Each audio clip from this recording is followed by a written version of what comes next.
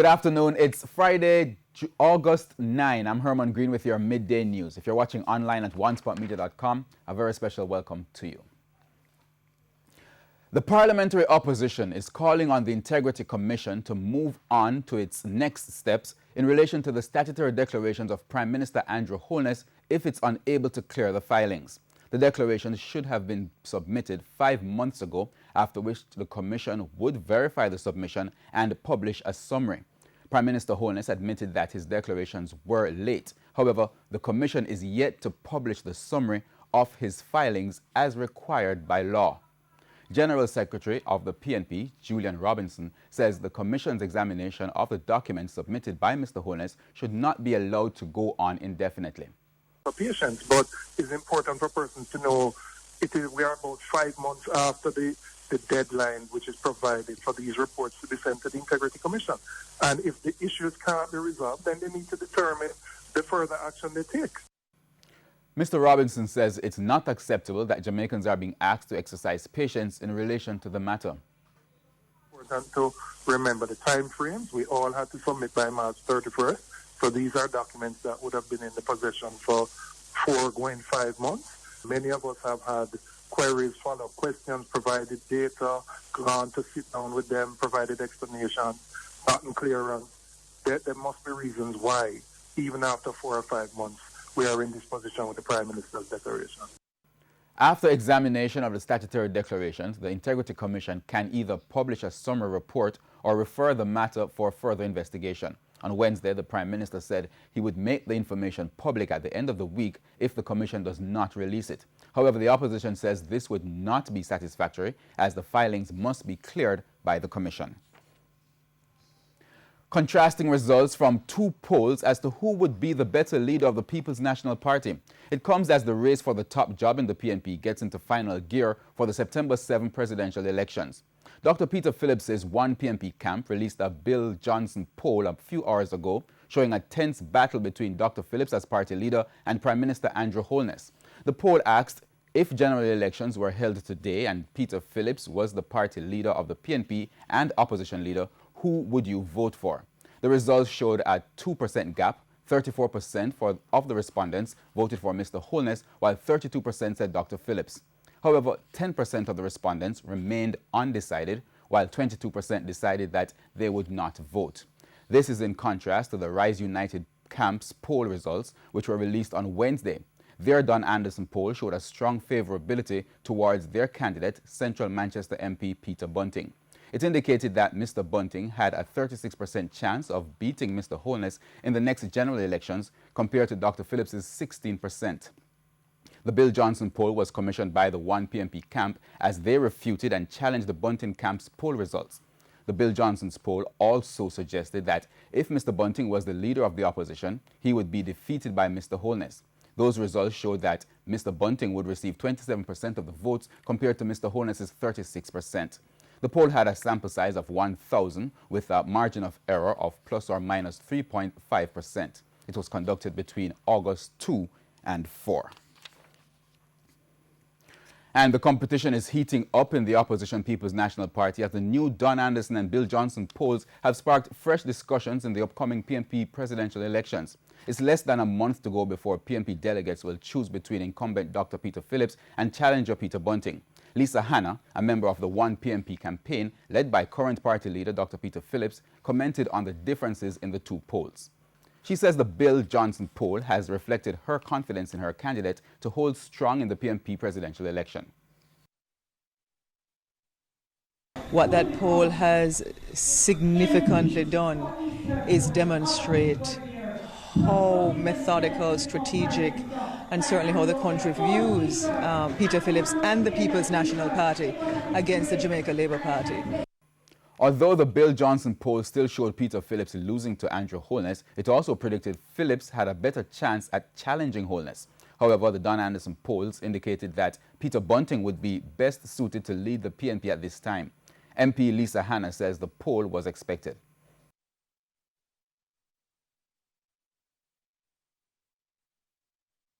It's a head-to-head poll with 2 candidates, and certainly I know for one candidate I can't speak to their strategic direction of their campaign, but if I was reading it correctly, they based their challenge on a poll, and it was no secret that they would have been doing another poll after they had done a national tour. Recent events have shown the divide in the party between delegates, representatives, and even between couples in the party.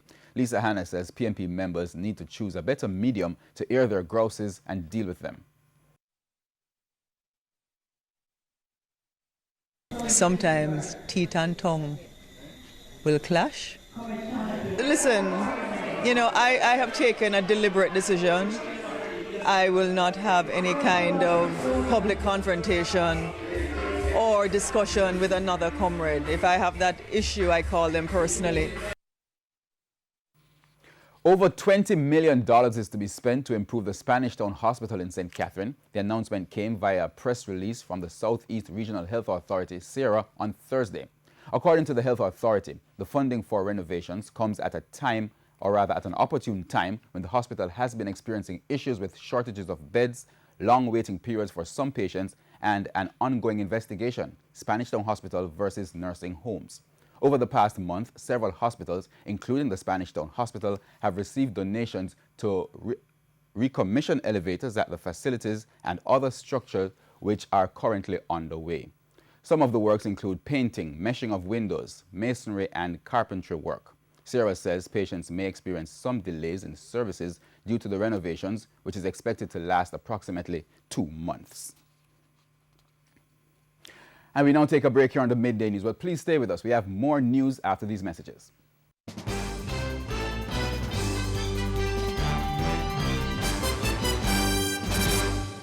Welcome back, continuing the news. More assistance will be coming for the health sector with the signing of a Memorandum of Understanding, MOU, with the diaspora representatives in Florida, USA. The MOU will see local clinics getting assistance through an expansion of the Adopt a Clinic program. A lack of trust in the services provided by community clinics is a major contributor to issues such as overcrowding at hospitals. That's according to the Health Ministry, which responded with the Adopt a Clinic program seeking assistance from individuals, groups, and corporate Jamaica. Approximately 10 adoptions have happened so far. The Comprehensive Clinic in St. Andrew, which has a range of issues, is one of the latest facilities that will benefit. Rainforest has come on board and made a commitment for 3 years to provide support to the facility. That program is now officially being expanded to the diaspora in the U.S.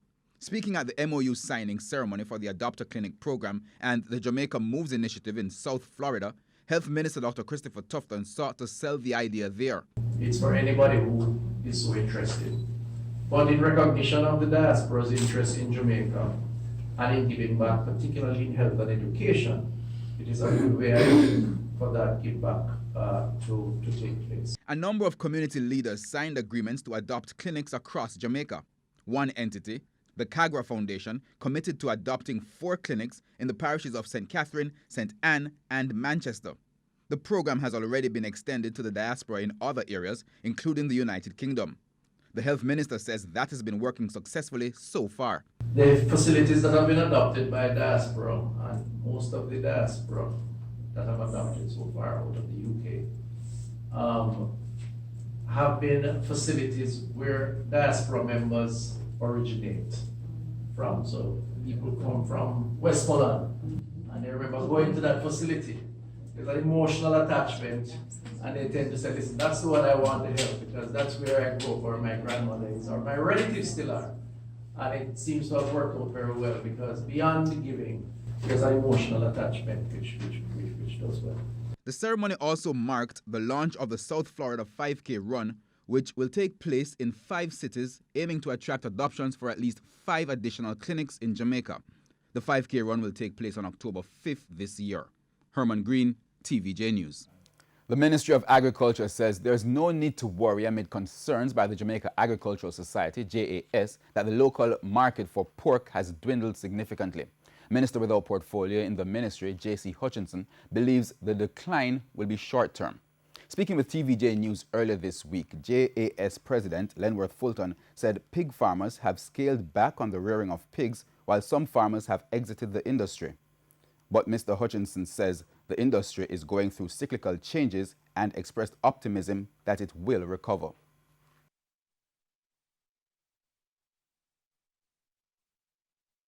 There is a cycle that takes place a number of, I would say every 2 or 3 years, where when you find that there's scarcity of pigs, the price goes up and you then find that persons jump in and purchase weaners. Once they purchase the weaners, you then find that a number of persons then start raising pigs because the pig price is good.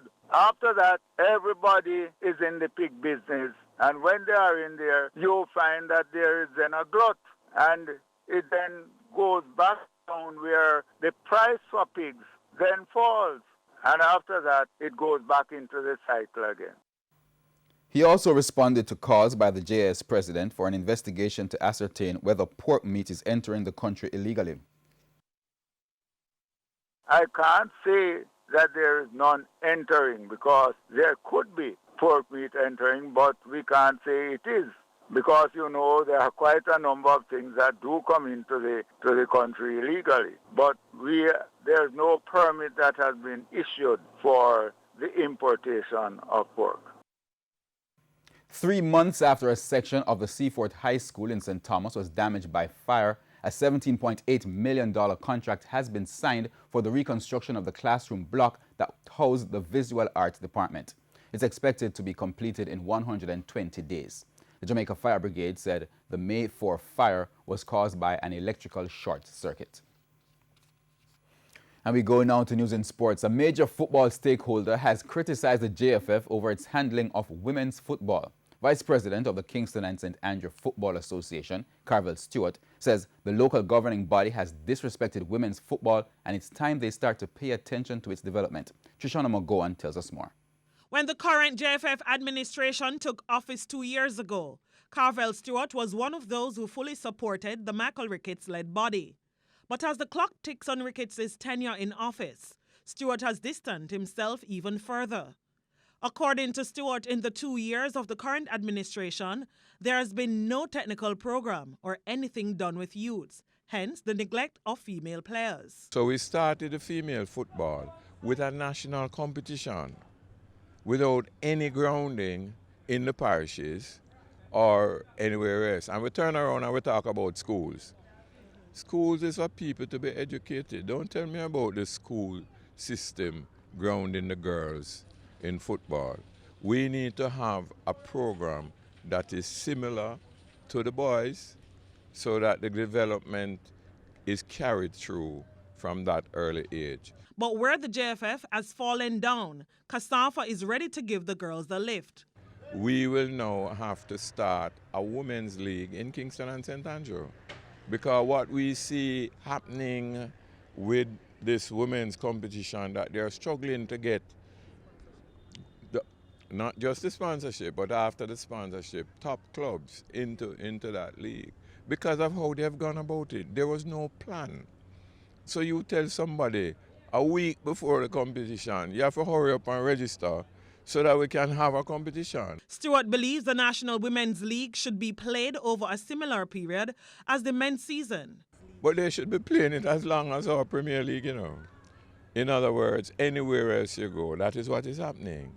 And more competition breeds better and more improvement. If you play, they're going to play what? 1 month of football or 2 months of football?